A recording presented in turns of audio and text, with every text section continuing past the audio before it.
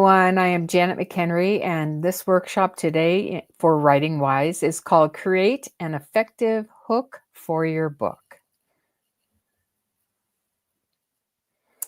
When we're talking about a hook, what we are talking about is essentially what will probably become at least part of the back copy of your book.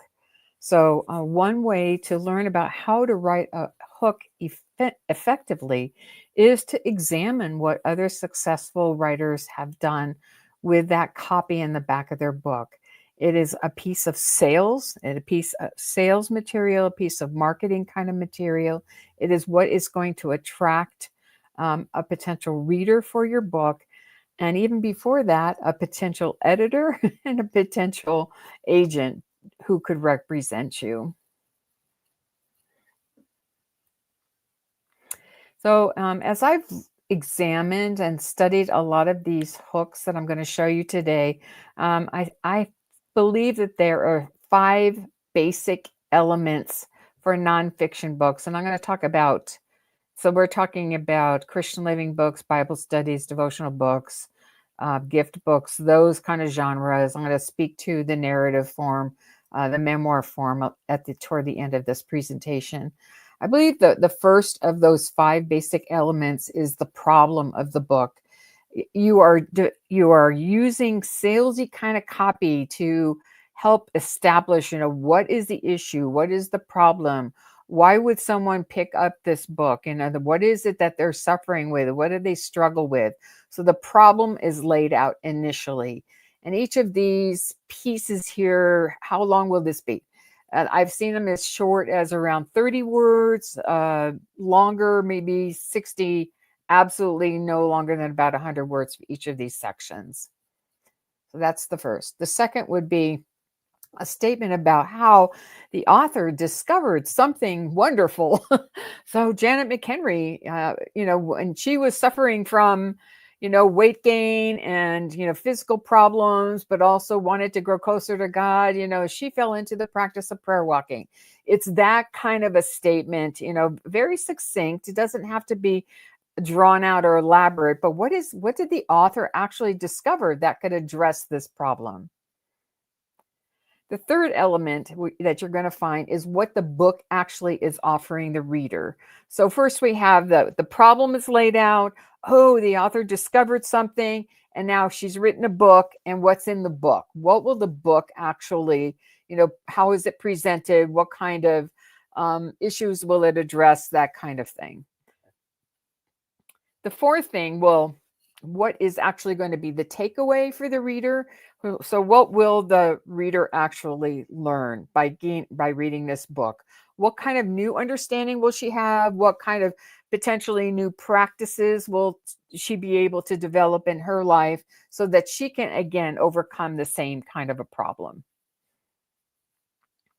Okay, the last one that may be a little hard to read here is the author's credibility is then established in a biographical statement. And you'll want to create that in such a way that it's very clear. There's some sort of authority for this writer. One of the things in my bio statement when I was writing Praying Personalities was the fact that I'm a trained person, a certified personalities trainer. So because that has relevance to that particular kind of book. Okay, so I wanted to kind of show you a few of these. The first is Max Lucado's book, Anxious for Nothing. Really, really great book. I thought it was really interesting that this was the only book that I found where he uses first person for the hook in the back of the book. That's because everybody knows Max Lucado. But otherwise, you're going to write all of this in third person, second person. You can speak you, but you're not going to typically write in first person. We are not that famous. So here's his hook. He has first a question. Do you feel weighed down with worry? Then he has another question. Does the road you're traveling loom large with mountains to cross, obstacles to avoid, and hairpin curves to navigate? Could you use some calm? If so, I have a scripture for you to read. Then he has a scripture there. So he has the problem is related through a series of questions. Then he has a scripture that it's going to be kind of the driving scripture behind all of this teaching here. And then he shifts into what the promise is for the book. With God as your helper and this verse at your side, you can sleep better tonight and smile more tomorrow, etc., etc. And then you can, and you can. That kind of language is very reader centric. Notice that it's not like I discovered so much about him, but what the reader is going to actually gain from the book. And then I love this language. Let's invite God to reframe the way we face our fears and win the war of worry.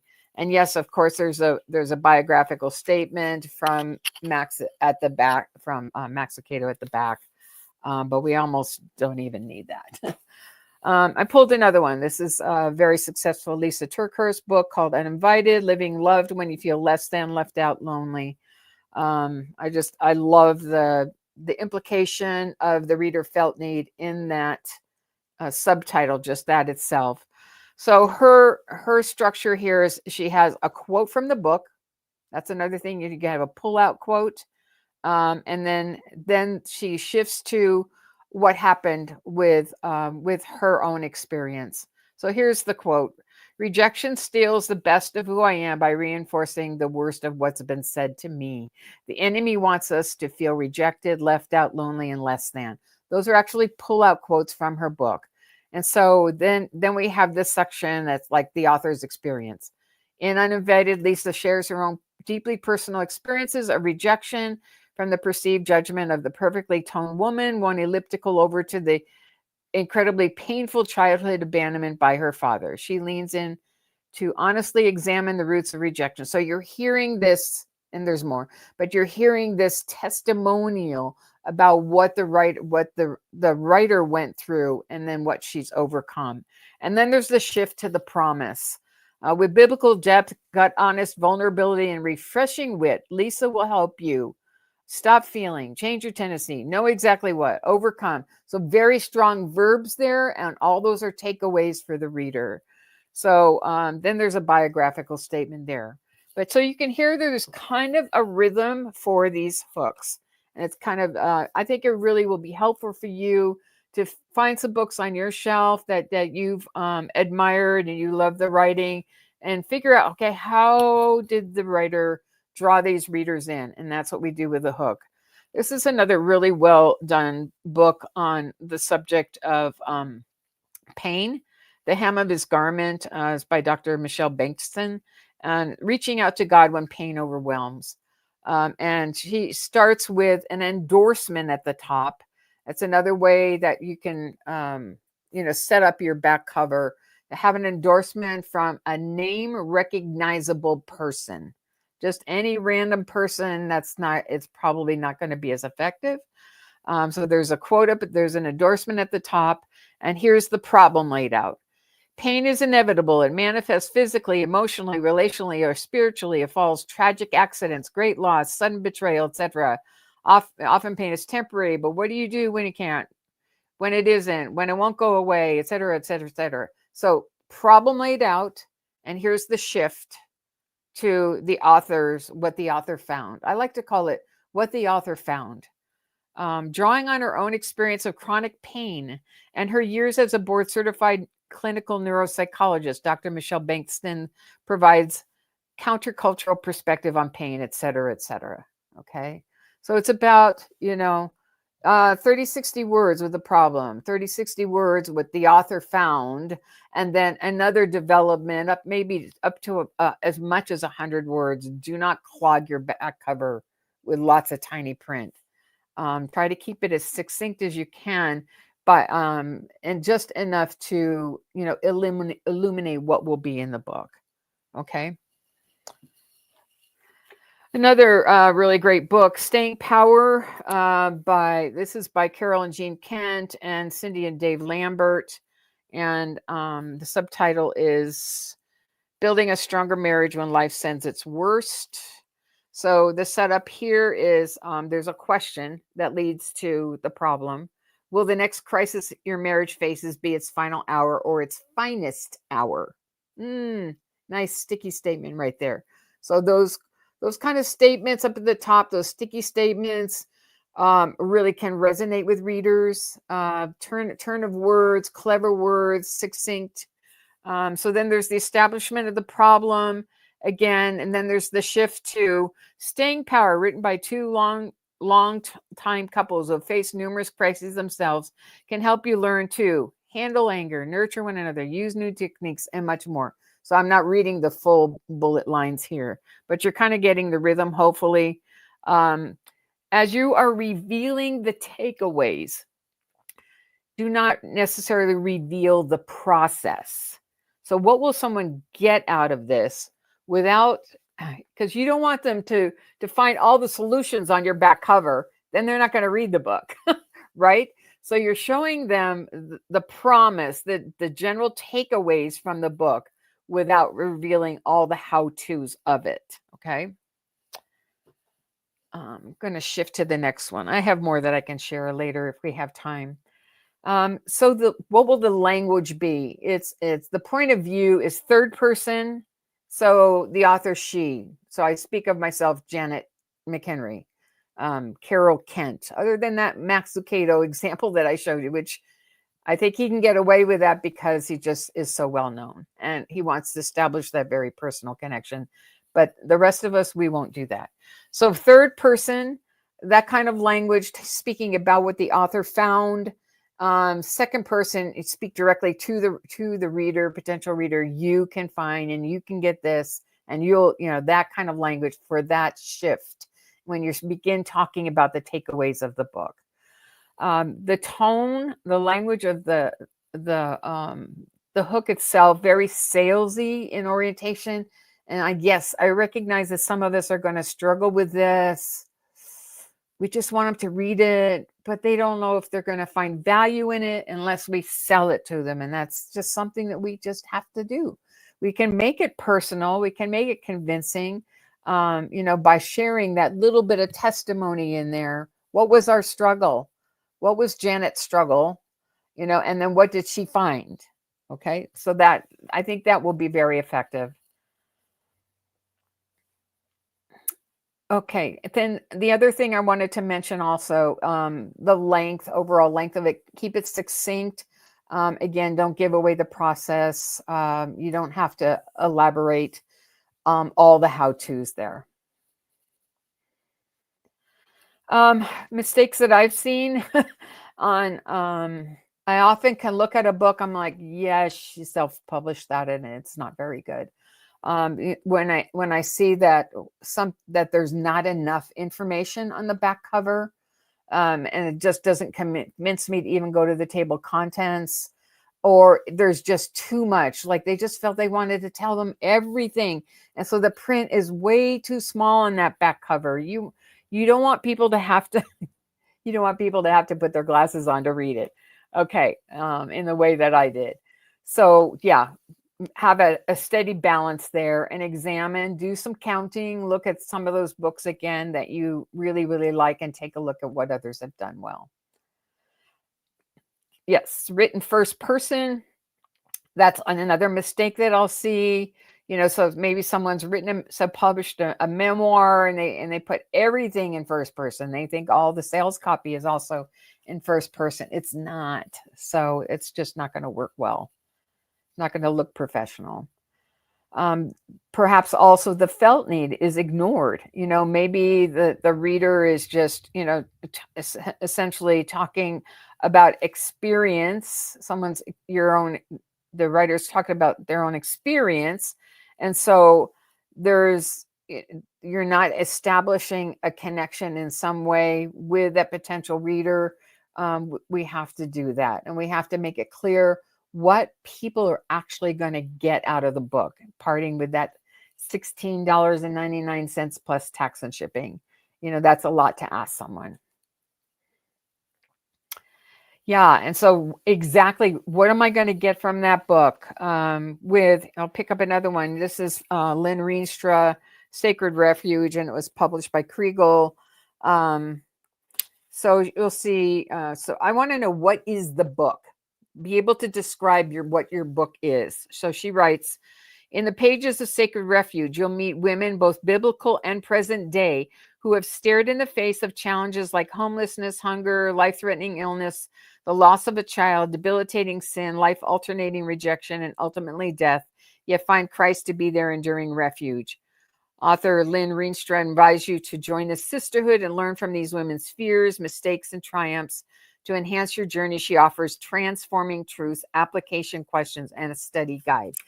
So here how there's kind of a list there of those specific unique offerings that you'll find from chapter to chapter to chapter. There are various ways, again, to kind of order some of this material. I've given you a general sense of what you can find, but there can be sort of a surprise me kind of an approach that a writer can use, something make new, something that hadn't been thought of before, that kind of an approach. And another way to do this, something that will make you laugh, something that will make the reader smile, but only do that if the tone of your book generally is that there's going to be humor in it. So if you're not going to do like a funny laugh out loud kind of a hook if the tone of the book is serious.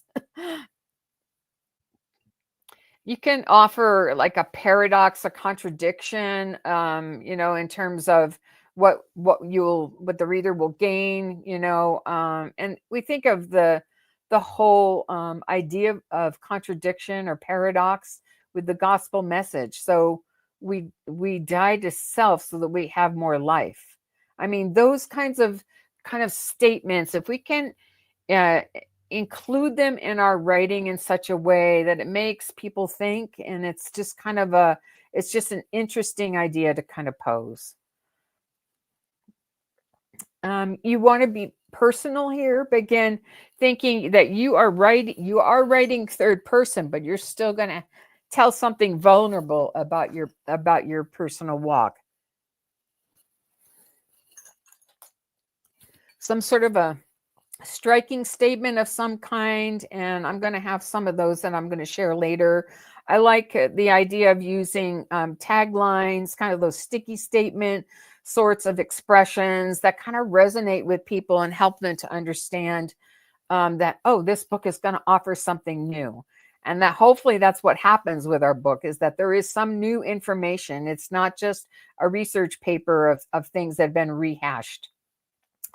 Definitely offer the promise. You have to have the promise of what they're going to get from the book, those particular kinds of takeaways.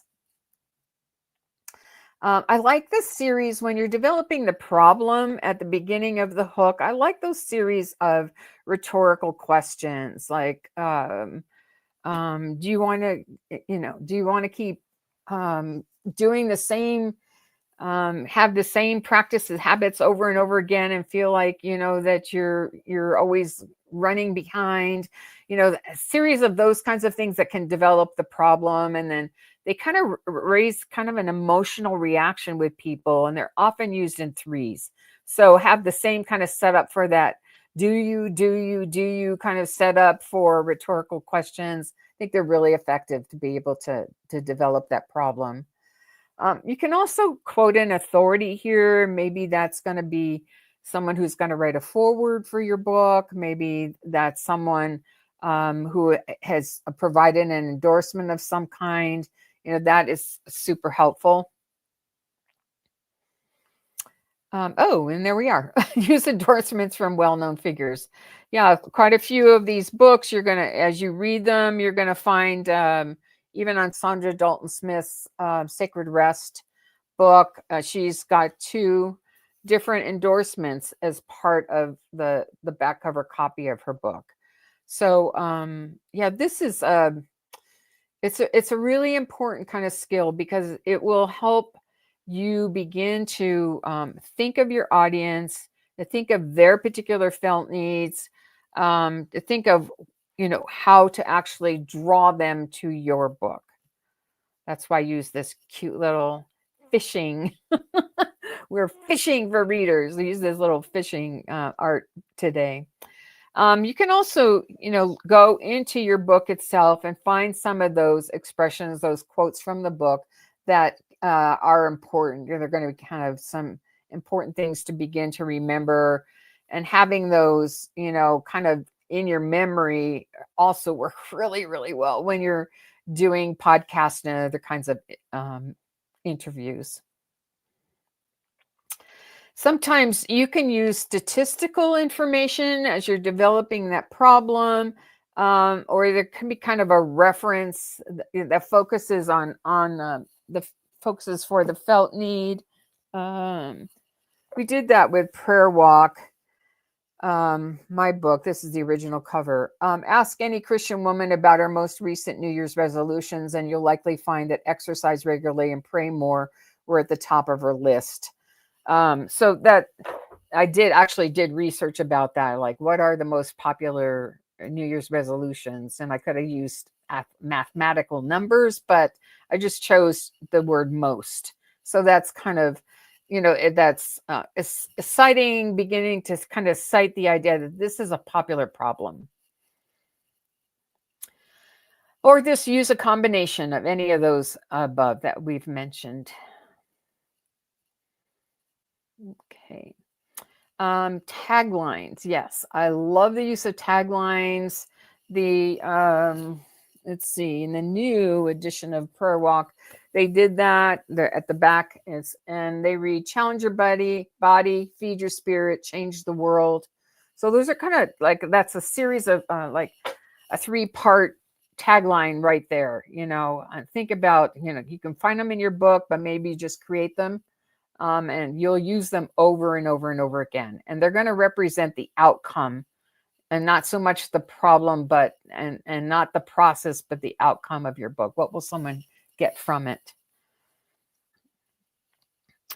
Okay, that didn't line up very well. Sometimes there's a hitch between Canva, where I create the signs, and PowerPoint, and they mess it up in the way that it's displayed. Sorry about that. So here's some examples of taglines. Rebuild your life after it falls apart. Okay, and I pulled these from actual books, some of these books that I pulled as examples today. Your pain may not change, but your experience with it will. I think I can read this. Maybe you're seeing it better than I am, my computer. There is no one size fits all way to pray. That's on my Praying Personalities book. Victories happen every day. The key is to celebrate them.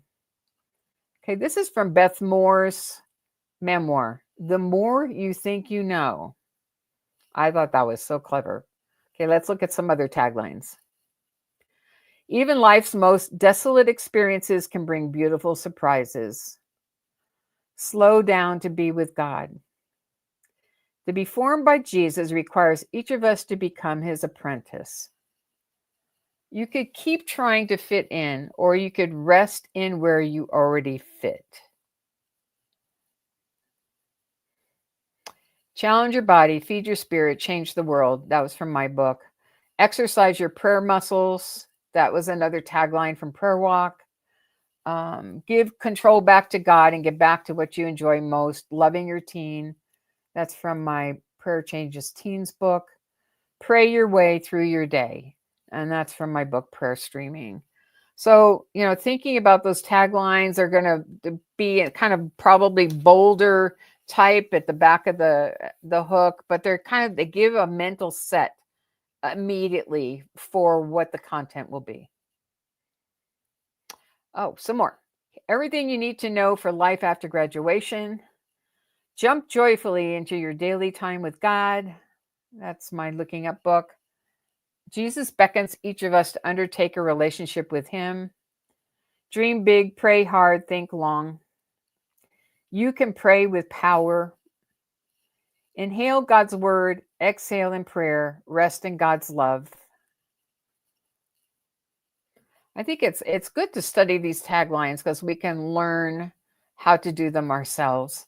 So let's talk quickly about approaches that can be taken for the narrative form. And I'm thinking mostly of those of you who are writing memoir, who might think about doing that. Create some sort of suspense. This is a story. um, the most important component is a well written story. So we need to create that problem right away. But the problem is certainly the author, and you're still speaking third person. You're not using I voice for the hook for your memoir. So creating suspense, introduce tension with some sort of a vulnerable confession. Right off, maybe you speak of yourself, and that really burning internal problem, that issue. It could be even something as bold as saying, "I was addicted." Okay, right off, that's going to draw some in there who has any kind of addiction kind of issue. Um, Encourage some imagination in the part of the reader. Imagine a time when, or imagine if you were, that kind of a setup. Create a mood by setting a scene, so you get like a little vignette, a little anecdote there that like it's a piece of the story or the beginning of the story that certainly establishes the problem that the character is going to be wrestling with. Or maybe you have a pull-out quote from your text, and this is something that you or another character in your memoir has actually said. Then that creates drama or suspense or intrigue of some kind. Share an anecdote from the book. You can kind of like shrink it down a little bit, summarize it. You definitely want to at least hint at the thematic material of the story. What was the lesson learned? What was the takeaway for you in your experience as through the telling of your story? So that really you're always going to need in that hook to identify what the internal struggle of you as your main character, what were you going through? Was it fear? Was it trust of God? Was it like a jealous, bitter, angry spirit? What was that? You want to make that clear in your hook for a memoir. You can pull quotes again from your book. And again, share the internal struggle of the protagonist. You, as the main character in your memoir, what is that central issue that is going to be developed and manifested through those external circumstances around you will only enhance or build what you are struggling going through as an individual. Okay, so what would the process be? That's what I've tried to offer here toward the end. What would, exactly, well, how do I approach this, Janet? Where do I start? I suggest you start with a winning title and a subtitle that has built-in felt need, because that's the felt need is what is going to get someone to buy your book. And then work on at least preparing the basics part of a book proposal, which would require you to identify who your audience is, what their felt needs are, and then you're going to write your hook and your book summary. So your hook, typically in a book proposal, hook is one heading and summary is a separate heading in your book proposal. And both of those together become your back copy for your book.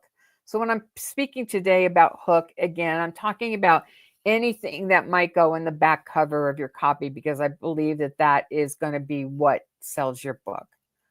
Work on developing several taglines, those pithy kind of sticky statements that will represent the major takeaways from your book. What do you hope the reader will gain from reading your book? You could also reach out to people of influence to get endorsements that you could use.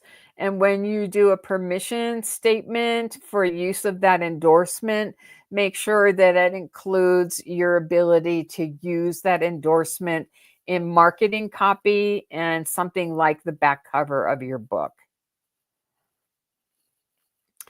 I think it's always important to remember the why behind your book as you're writing your hook. Again, you're thinking of where you want to bring your reader. You know, you certainly have experienced something, you've grown in certain ways in your relationship with God. Now, how are you going to help someone else? And it's really important for those of us, particularly who really abhor we abhor the whole marketing sort of requirement in terms of putting together a book project. But to remember that we have God's given us a message. He's allowed certain experiences in our lives. He has been there through us. We have grown in our relationship with Him. Somehow we have thrived through that experience, survived and then thrived. So we believe that. If we believe that enough, then we will be able to sell the project itself. Okay, somehow I got through 43 slides in just a half hour, which is awesome. So I'm going to go over to comments and see if there are particular questions. Hello, Kathy and Carrie. Um, awesome. Ann's here. Rob. What else have we got? Y'all are interacting with each other so lovingly. I love that. Do you have questions? Could you plop them into chat? And I will be checking down here. So my process as a writer, and I actually created it in the last week, at least the bare bones of two new book projects that I could write. One was a Bible study, and I actually didn't have to write a hook for that. They just wanted a summary of the book. And then the other is, another project that I have been pitching. My agent has been pitching for me, and it's not made any traction. But I heard something about like, oh, maybe there's an expanded audience for this particular idea of a project, and maybe I could tweak what I've done to help kind of meet that particular felt need.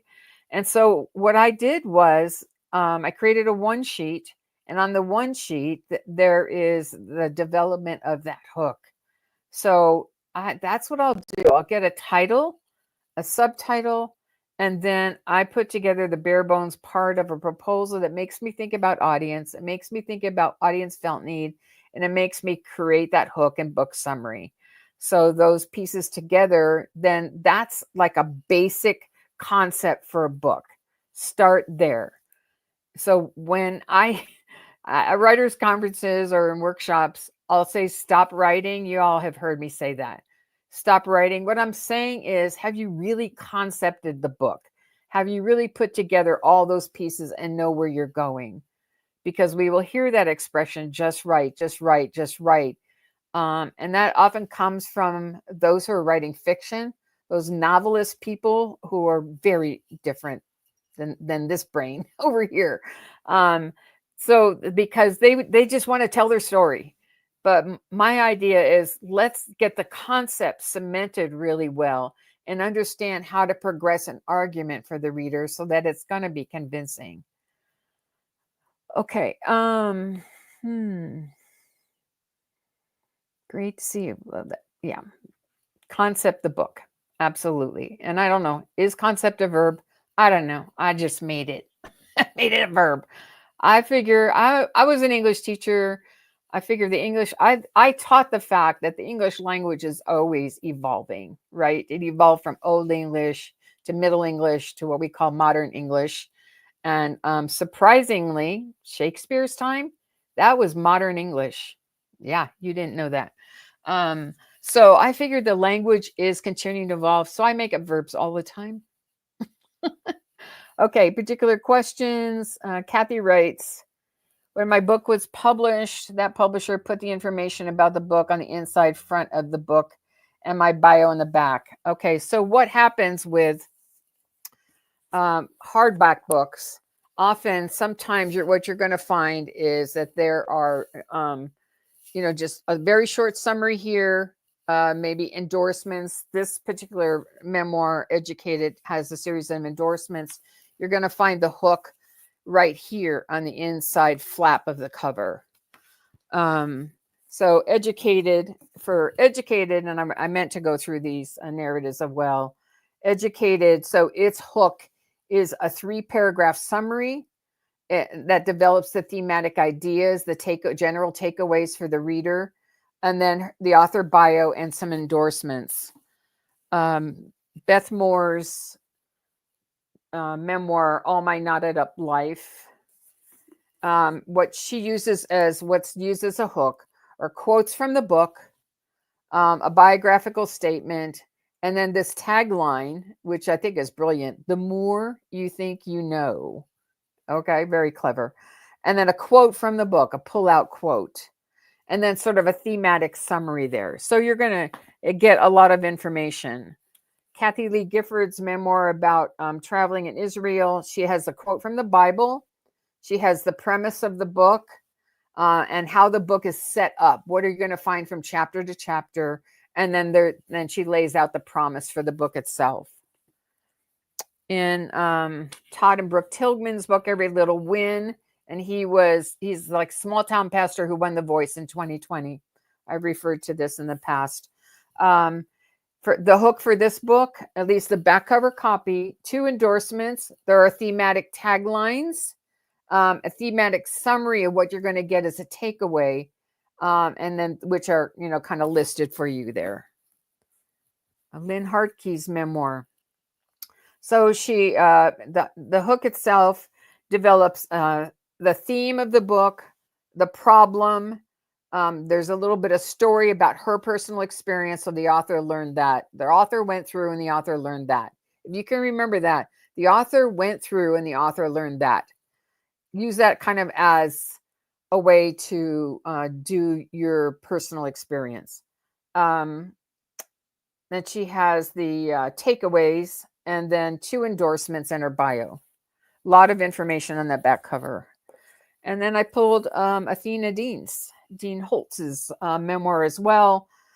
She has her like one woman story statement. That's what I would call it. It reads like this: in the aftermath of spiritual abuse and toxic leadership, one woman's shattered life is restored by the faithfulness of God. Now you're hearing it third person. It's not, it's not I voice there. So I call that the one woman story, kind of a setup for the takeaway. And then there are story takeaways there, and then her biographical statement. So yeah, so hardcovers, you're going to find often there's a different kind of setup in terms of the fly paper that's going to go around the hardcover in terms of where that information will go. But generally, the hook itself, you're going to find it there in one place or another. Other questions? Let me look again. Okay, Kathy had a question. Let's see.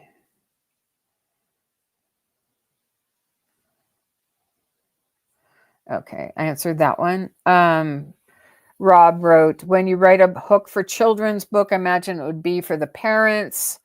Yeah, but playful in nature, playful enough. To imagine the parent is reading that to the child. So it would need to appeal to the child, to the child in terms of its story, but also to the parent in terms of its takeaway. The child is going to be less concerned with the takeaway. And the parent is going to be more concerned with that. The child is going to want to know more about the story. So you're going to have to include both of that there. Yeah.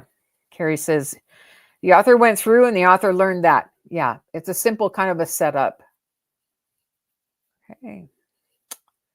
Well, great.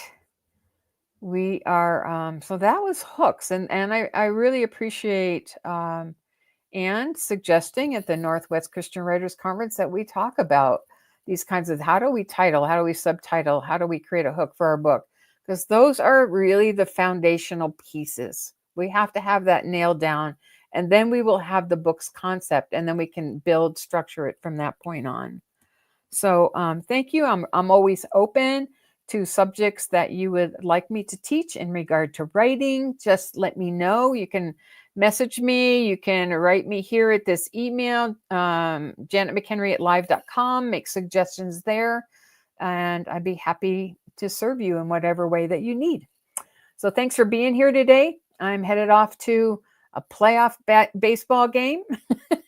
And I think Sarah is heading off to some other event as well. So hopefully that was helpful. Bye.